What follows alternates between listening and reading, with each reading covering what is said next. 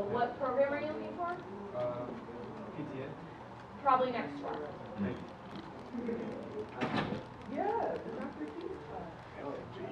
Senior Continue your question. Yeah, I mean, like, let's say the patient does, like, we don't know if the patient has the medicine for asthma, right? Then we don't want to waste time if they pass out. Like, So, okay, so in asthma, they're not going to pass out. An asthma attack is going to be very severe dyspnea, difficulty breathing. They'll report the tightness in the chest. They're usually gripping their chest, and they'll usually end up laying on the floor bent over.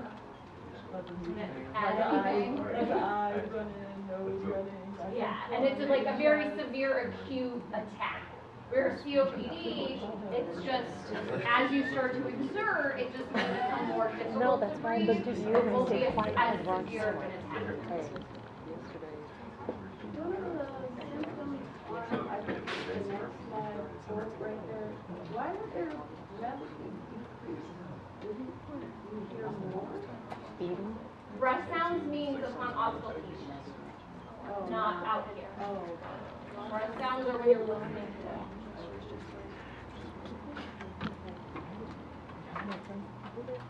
Right. Okay, cystic fibrosis is our next diagnosis. It is a disease of the excretory glands of the body. So it is a systemic disease. It is not just isolated to the lungs or the respiratory system. But pulmonary dysfunction is basically the strongest sign and symptom and the most common cause of death. Okay, so all the excretory glands of the body have increased production during cystic fibrosis. So what are some examples of excretory glands besides our mucosa glands in the respiratory system? Sweat. Sweat glands. So we have increased sweat production with increased saltiness of the sweat, which means they very commonly have acne. Mm-hmm.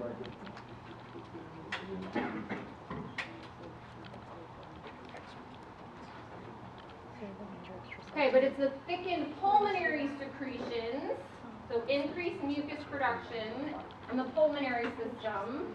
And not only is it increased in production, it's increased in viscosity. So it's more of it, and what is produced is thicker. So this results in narrowing and obstruction of the airways. Now remember, mucus, part of its job is to trap foreign bodies. So if you have excessive mucus production and it's thicker, those foreign bodies and bacteria and viruses will get caught in there, which means those with cystic fibrosis are at increased risk of respiratory infection, because they're trapping more things and having a difficult time getting that mucus out.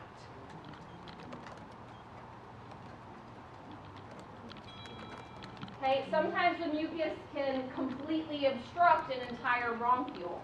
And then when you try to listen to that section of the lung, you would have diminished breath sounds, because there's an airway that's blocked by the mucus. Could it even be absent? Could even be absent if it gets bad enough, if the tissue ends up being destroyed. Okay, so the #1 treatment with cystic fibrosis is trying to expire mucus. They have to get the mucus out.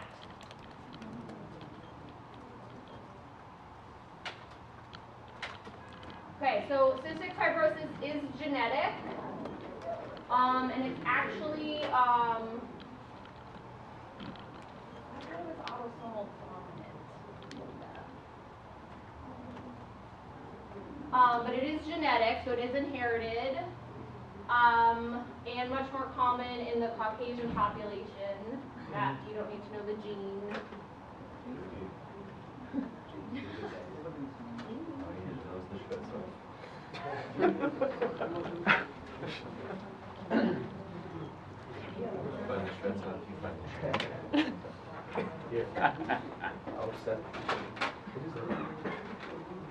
Okay, it is autosomal recessive. Oh yeah, that is, it's autosomal recessive, which actually means you need to get it from both parents. So both parents have to have the abnormal gene, and then the child will end up with cystic fibrosis. Should I send to the basket? Both recessive, so it winds up being a double recessive gene from parents. Don't get mad. Okay, okay. Oh my God, it's the first. Ah, Oh God. Come on, Ian. All you have to do is Be a team player. That's all you have to do. With that asking for blood. The increased residual volume and emphysema, isn't it more likely that they die from infections because of the bacteria that's living in the residual volume and they get pneumonia and they die instead of like suffocating to death? Okay. So that can be the same with cystic fibrosis? Yes and no. It's usually the tissue, enough of the lungs end up She's gonna dying. throw something at you. Okay, so it's not necessarily an increase in residual volume. No. And because they have it as soon as they're born, the prognosis is actually, listen up, you have to know this. Prognosis for survival of cystic fibrosis is 20s to 30s.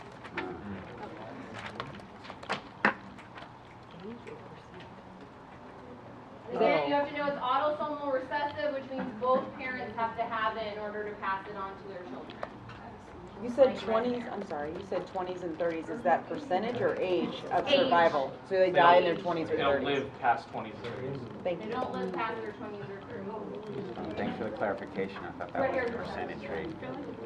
I just want to That's know why what we asked, parents I would didn't know. actually, like, they both have cystic fibrosis. Why would they have kids? I'm just wondering what people that both have cystic fibrosis No, would no, have no, no, kids. no. They have the They recessive both trait. have the gene. Oh, okay. I And it's misread that. recessive, which means it doesn't show up unless you get it from both parents. Okay, That's why I said like red hair. So neither of my parents have red hair, yet I do. got it. They are carrying the gene, but it's not showing. Autosomal recessive. That's all I got. Except you. Could be recessive. If you know you have cystic fibrosis in your family, in the gene, right? Uh-oh. Then It's we not gonna be the same question, is it? like marry somebody. Well, that's a good question, and that brings up the question about genetic testing before you have children. Well, some Controversial subject. you have to do legally. I know my family's Tay-Sachs carriers, and so they have to do that. But I guess I don't think no you longer have am to I. with cystic fibrosis. I'm not sure though. I know they do check for certain genes. You have to have blood tests before you get married to make sure. Right? I think right. Everybody's married. We did that, right? No. No. I just got married. I didn't do blood work. Like, I think I have some recessive cystic fibrosis. I think so, or maybe for pregnancy or something, or somewhere along the line. Probably They pregnant. maybe pregnant. Okay, my fault. You need blood work for this? It's one big box in there. Do you know That what whole this took? marriage life. Blood work? No. No. That took Sorry, too much man, it's work. for children. They do all that. Okay, so Test once for again, certain, the main thing is the excretory glands overproduce, and what they do produce is thickened. This impairs the ability of the cilia to move the mucus up and out. So you've got more production, thicker production, and it's more difficult to get out. Therefore, the airways get obstructed. Over time, this obstruction reduces ventilation to the alveoli, which eventually will lead to alveolar death. Okay, this is very important. Ventilation and perfusion in the lungs will be uneven. Like I said, if you listen to different areas of the lung, there may be diminished or absent breath sounds, which means that area of the lung is more obstructed than another one. So that's the one you're going to concentrate on to try to increase the secretion, getting it out. How often is a whole lobe? Won't be a Like whole obstructed? lobe, it'll be like an area. Okay. Which then we're going to do postural drainage and what's called percussion and vibration. Hmm. Okay, but based on where you hear the diminished or absent sounds, again, will be the the area you will focus on for treatment to try to clear that area.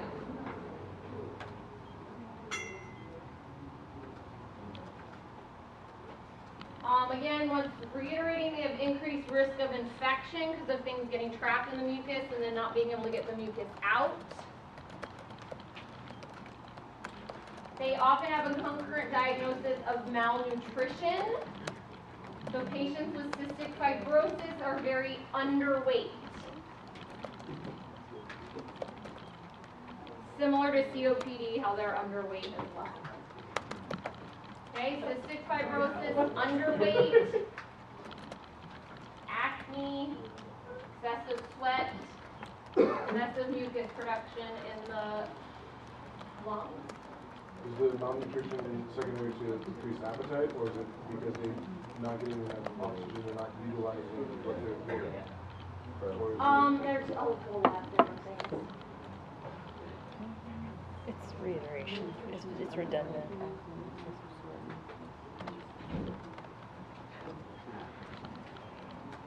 So again, just to reiterate, the increased sweat and the increased saltiness, they actually use that to help diagnose cystic fibrosis. So if you're sweating and salty, you're in trouble. And why are they so malnourished? I don't know. If you want to look it up. Maybe they spend so much energy accessory breathing their neck that it's harder to That's more swallow. with COPD. I think it more has to do with the glands. But right now you don't have to know why, you just have to know that it's true. Failure to thrive. Yeah, I was seeing if this explained it a little bit more. Yeah, it's because the exocrine glands in the pancreas, liver, and intestines are also affected. So that's where the malnutrition comes from.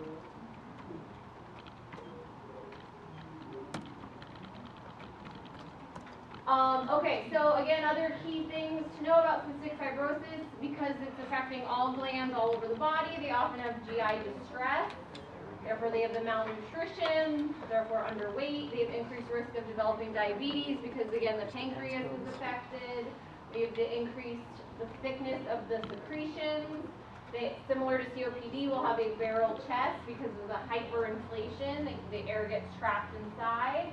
We have decreased or absent breath sounds. They also have crackles and wheezes. Hypertrophy of accessory muscles, cyanosis, everything else. Yeah, it ends up sounding similar to COPD, but because of a different pathophysiology. Another tip of malnutrition with this, it's people with cystic fibrosis use more energy than they have available to use. Essentially, their energy banks are full. Yeah, but it also has to do with the pancreas and liver and the intestine. And we classify it as obstructive or restrictive? Tell me. Obstructive is the pathophysiology inside the respiratory system. That rule is Not like English, like it just. Is the It is or it ain't. just part of it too? Is the diabetes just concurrent? Or? No, it's affecting I the just grabbed it, pancreas she's like, too, oh, so I'm like, increased risk she of said I was. diabetes. Okay. Okay, the average survival age is 32 years.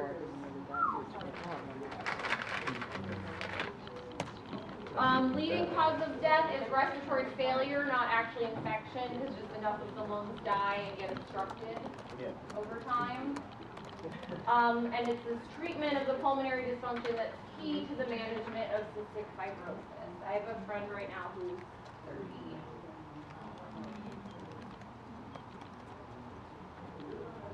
30. Okay. Restrictive lung disease. It's lots of different diseases.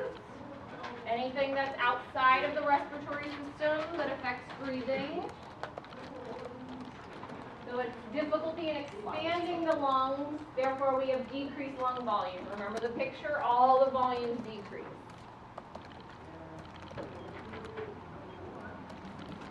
Okay, so it's going to be for a few different causes. It could be a weakened diaphragm. It could be structural abnormality of the chest wall or the thoracic spine. It also could be decreased elasticity in the lung tissue. Okay, so restrictive is restricted ability to expand the lung. So good, it's a problem. I've had three. And if the secondary rule or constructive is. Think of it more as the flora. No, so I'm it's still sorry, outside. Right here. Okay, so if the pulmonary flora gets damaged in any way, that can restrict the ability of the lungs to expand. This could be because of radiation, maybe oxygen toxicity, asbestos exposure, pleural infection, A lot of those leaky cancers. scoliosis, because it's a change in the structure of the thoracic spine, therefore the ability of the chest wall to expand. Atelectasis, anyone know what that is? No, it's no more. Partially collapsed. Just like a lobe? Is that how it collapses, by lobes, or just, or is it just more compartmental? Take too big of a bumphead. Yeah. But you can, yeah. Crack a rib, the old crack a rib? A friend of mine. A friend of mine, I mean. Yeah. Oh, jeez. I think you need to buy better weed, bro. Okay, signs and symptoms of a restricted lung disease: shortness of breath, persistent cough but non-productive, because there's nothing happening inside the bronchi, difficulty breathing, weakness, and early fatigue. So we're going to have rapid, shallow breathing. And again, all this can lead to the digital clubbing and cyanosis. All volumes will be decreased. And again, it's all about the limited chest expansion. G lane, bottom line, hypoxemia. So take all this with a grain of salt. It really just depends on what's causing the restriction.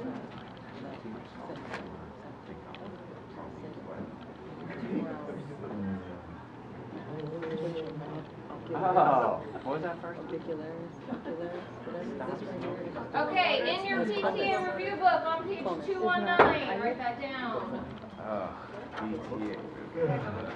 It's where they start to review the pathology of airways in the lungs. So they have different sections on asthma, 20. COPD, bronchitis, cystic fibrosis. If you turn the page, we have emphysema, pneumonia, 19. pulmonary embolism, and restrictive lung dysfunction. We're just writing down, all of this stuff. Oh, now y'all trying to do like that? Mm-hmm. It tries. That's cute. So it's wells. So that all the Okay.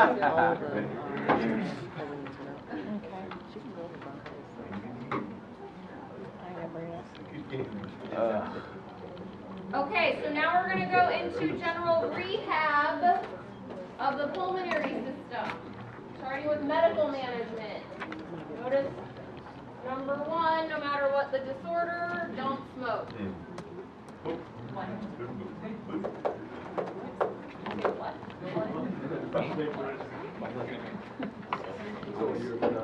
That's right. Smoke when I'm on fire. I should have known. I can feel it.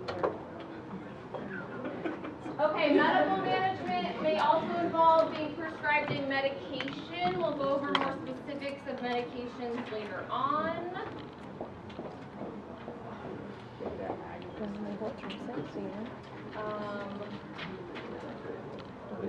The other tabs.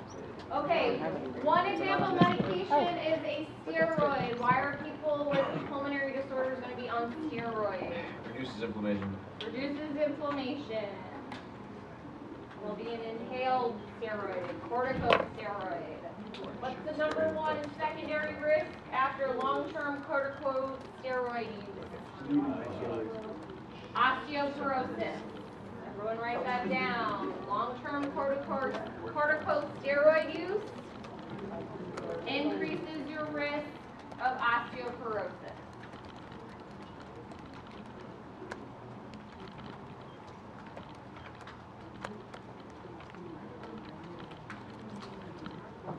considered long-term? Like more than a year, or does it depend? It depends. But that's why if you're gonna get steroid injections for like joint pain and inflammation, you can't have more than 3 in a year. Does softens Like tissue? cortisone shots? I mean, it you softens can't- bone, Medical cartilage? facility. Yeah. It's a Band-Aid over the problem, really. I've heard, I don't know if this is true, that the injections over time can soften cartilage and bone. Is that why it leads to osteoporosis, or is it something different? Okay. Yeah, 'cause it will destroy the tissue eventually. Yeah. Yeah. Picture over the shoulder, holder.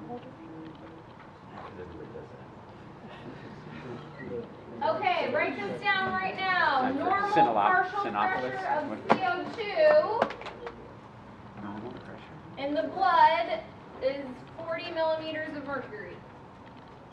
Normal PaCO2 is 40 millimeters of mercury.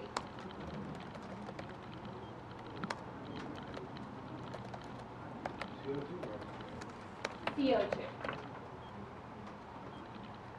Normal partial pressure of oxygen is 97.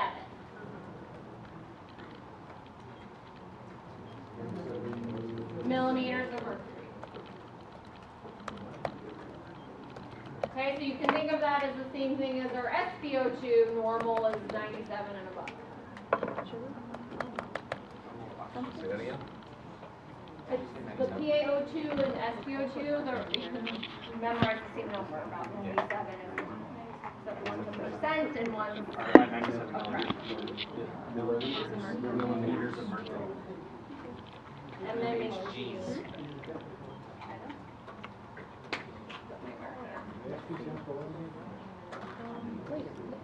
saturation.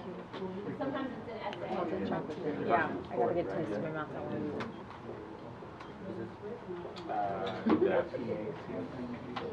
Okay, so the physician will prescribe supplemental oxygen if the patient at rest has a PaO2 less than 55 millimeters of mercury. So that's going to have to drop quite a bit.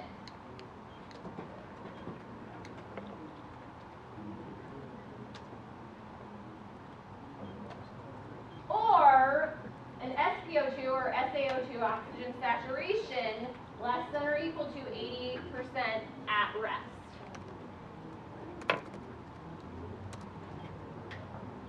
When do you stop active exercise?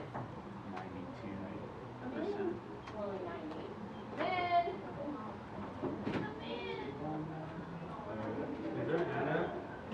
No. No, you want the next room over.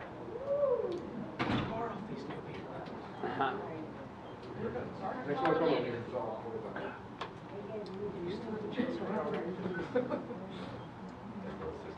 Okay, so if at rest it's less than or equal to 88%, the physician will prescribe supplemental oxygen.